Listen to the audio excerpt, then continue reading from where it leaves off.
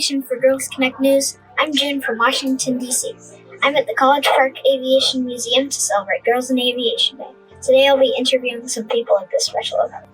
First, I'm talking to Julio Reinsch, who is a senior vice president at the Regional Airline Association, where her day-to-day job is centered around making air travel safe for passengers and crew. Hi, Julio. I'm June. I'm a reporter for Girls in Aviation Connect News, and I'm excited to interview you for Girls in Aviation Day. My first question is, what was your life like when you were my age? Were you always interested in aviation? Hi June, thank you so much for the opportunity to do interview. I'm excited about this opportunity too. So when I was growing up, I grew up in small town in Japan, and I never know anything about the airplanes, or we lived far away from the airport. But I was always fascinated about the rest of the world and space, and I was curious about something that I didn't know. I read an article where you said that when you were growing up, people told you that girls don't become pilots, and some people even teased you about your dreams. Were you discouraged by that? Not really. I was never discouraged, but I didn't like other people making my decisions, or I don't like being told this is the way and the only way. So I think I was born with a strong will. Do you have encouragement? Not so much of encouragement, but my grandfather bought me this inflatable airplane about this big, and I hung it from the ceiling above my bed and I looked at it every night and thinking, one day I want to work for airline and travel around the world. At Girls in Aviation, we remind each other of how important it is to set goals. What goals did you set for yourself? How do you keep yourself on track? Education was very important for me. I always studied hard and tried to do well. In terms of setting goals, I write down my goals, and I still do. Not just big goals from years from now, but maybe this week, this month, next month, this year, next year. I think those small goals are very important, and that's how I keep track of myself. Did you ever fail to achieve a goal? And if so, how did you stop that from discouraging? So this is a very important question. Have you heard the saying, when one door closes, another one opens? So many scientists or many entrepreneurs who originally failed in their endeavors, but they only learn from their mistakes and move forward. So I think learning from mistakes and move forward. What are some of the things you're most proud of in your career? So I met great people, smart people throughout my career. And I have to say I've been very fortunate and lucky to have great bosses, more than excellent, who liked my work and supported me. So it's not so much what I have done myself, but I think I'm proud of myself meeting great people. It's so nice to hear from women who worked very hard to overcome big challenges and succeed. I have one last question for you. What advice would you give to girls who are following their own dreams in aviation? Aviation is a fascinating field. Just love what you want to do. And remember, don't be afraid to fail. Remember, when one door closes, another one opens, and the sky is the limit. And I can just see you sitting in my seat years from now and sharing your own story. Thank you so much for talking with me and the GIA Connect crew. Thank you so much for the opportunity. It's been great. Happy Aviation Day. Yay! Hi, I'm Chris. What's your name? I'm Pat Capolaire. What's your dog's name? My dog is Ralphie. What's And- your dog's name? Okay, Ralphie is training to be a service dog for Warrior Canine Connection. And she's in training She has been in training for 2 years, and she's almost ready to go to advanced training. And within probably 2 or 3 months, she might go to a family or to serve with a veteran that may have PTSD or something like that. Working hard, because this is a very hard job for a dog. Only 35% of the dogs pass the final test. So she's doing well so far. So we hope that she will make it as a service dog. Thanks so much. Oh, thank you so much. I appreciate it.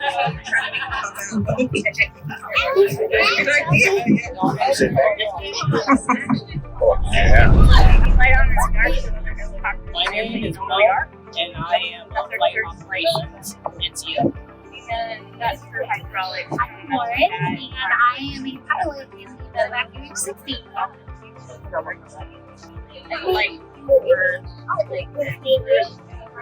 So I'm actually fairly new back to the East Coast. I moved back in, and I was invited on the Awesome Pilot this learn block.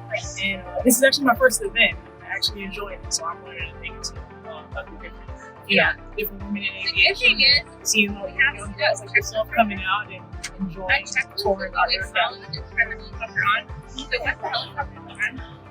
This is actually my first event for Girls in Aviation as well. So we were invited out by the awesome organization, and so we got to come out and enjoy talking to you and other girls like you and just sharing what we do and why we're here.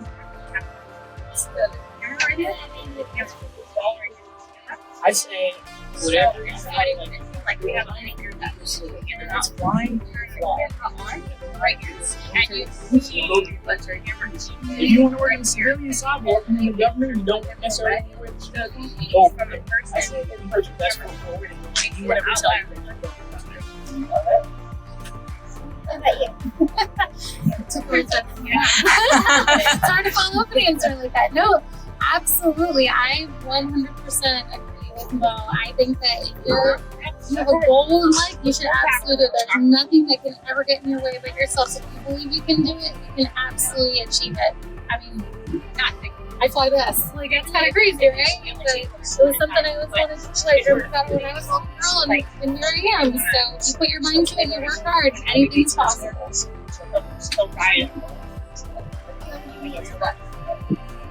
I will defend this.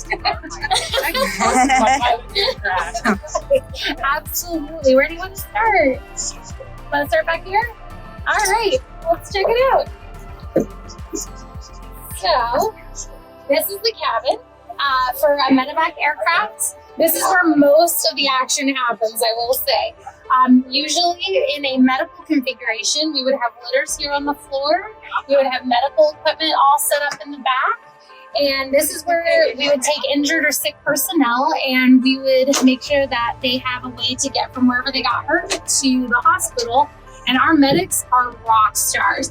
They can do all sorts of cool stuff back here, but they take everybody and they take them and essentially make them better than what they got them.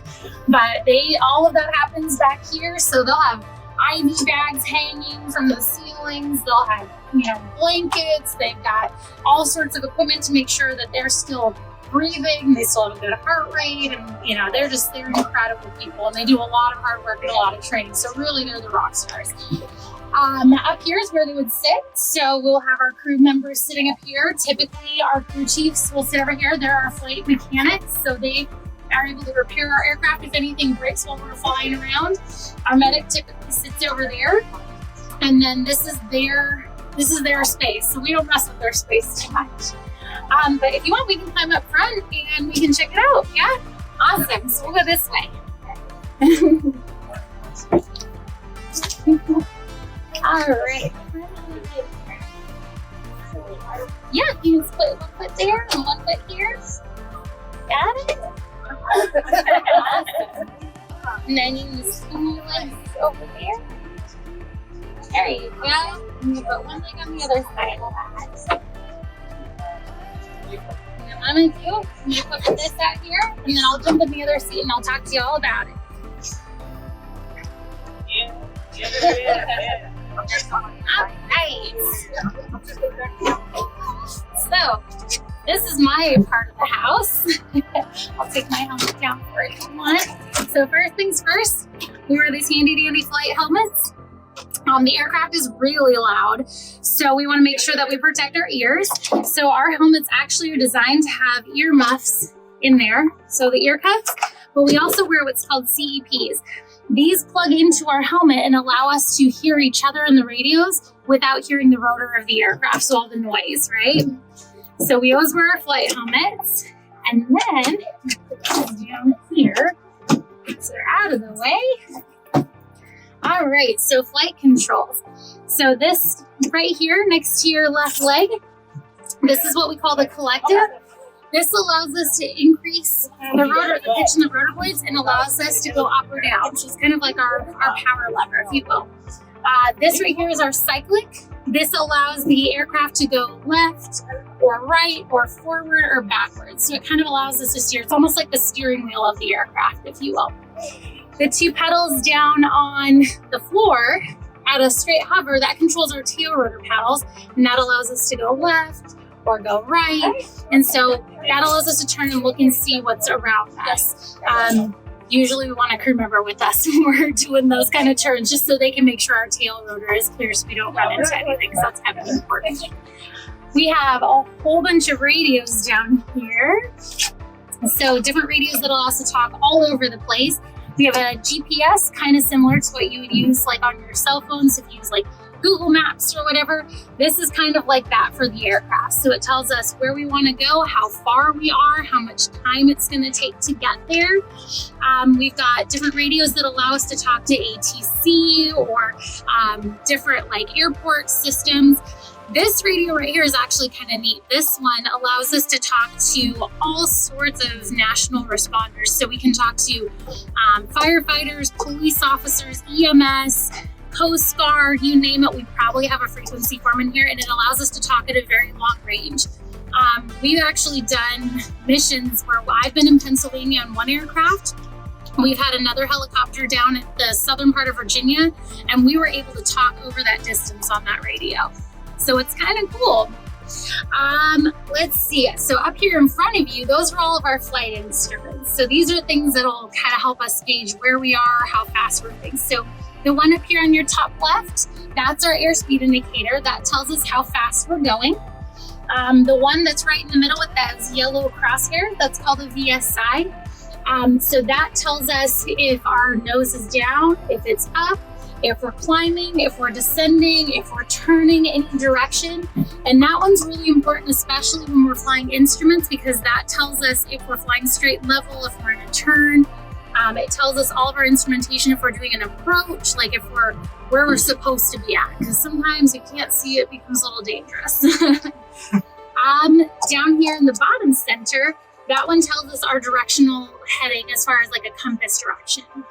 So that gives us degrees as far as like a compass. So north being, 360, and then all the degrees around it. Let's see here. We've got the altimeter. So this one right here, that tells us how high we are. And this one down here, our VSI, tells us if we're climbing or descending and what rate. So that's in typically feet per minute. So it'll tell us like how fast we're climbing or descending. Most of the other pieces, like this right here, when we have the battery power applied, that will show us all of our cautions and advisories. So if anything goes wrong, we're going to know, because it's going to give us a light and an indication of what it could be. So it could be oil temperatures or pressures or hydraulics or anything like that, engines, that kind of thing. The big thing that we really want to know about, though, are these ones. These are called our master warnings. So up here, we've got 5 lights through here. So this one right here in the middle being the most important, that's our master caution. That one tells us, hey, something's wrong. So when we see that, we look over here and that'll tell us what we need to diagnose. Or over here, it'll give us either engine out or if there's a fire or something. So if any of those lit up, we know we need to start paying attention and doing some work. So yeah. Do you have any questions? What's the first step that someone might could take to do something like this? Oh, that's a really good question. Well, for something like this, you have to join the Army. So you can come and join my team. I would love to train you because you can come and take my job so I can retire. No, I'm just kidding. But Hey, we're getting old. We need to take over for it. so you would have to join the Army. You would go through basic training, and then you would go to Warrant Officer Candidate School. So it's officer training specifically for warrants. We are a very specialized branch. So we're technical and tactical experts in a specific field. For myself and Miss Joy back there, our entire job is to be really, really good at aviation, all things aviation. So our whole job is to be really good at flying helicopters. Once you came out of that, you would go to flight school, which is about 12 to 15 months, and they'll teach you how to fly a helicopter and teach you how to pop into the clouds at one airport and pop out of the clouds at another airport that you planned on going to. And it's like magic. And then they teach you how to respond to emergencies. They teach you how to fly tactics. They teach you how to do all sorts of really neat stuff. So after about 15 months of flight school, you come out and you can take my job. I'll hand you the keys. Thank you so much. Happy Girls in Aviation Day. Oh, thank you for coming out. And I know we love talking to you, so come back soon. Actually, one more question. Oh, what you got? What's your favorite color? Ooh, that's a good question. Besides army green, let's see. I like turquoise. I love pink, but I like turquoise. Yeah. What's your favorite color? Purple. Ooh, that's a good one too. I love purple. Definitely close second for me. Awesome. Well, thanks for coming out. Love it. It's been fun talking to you, June.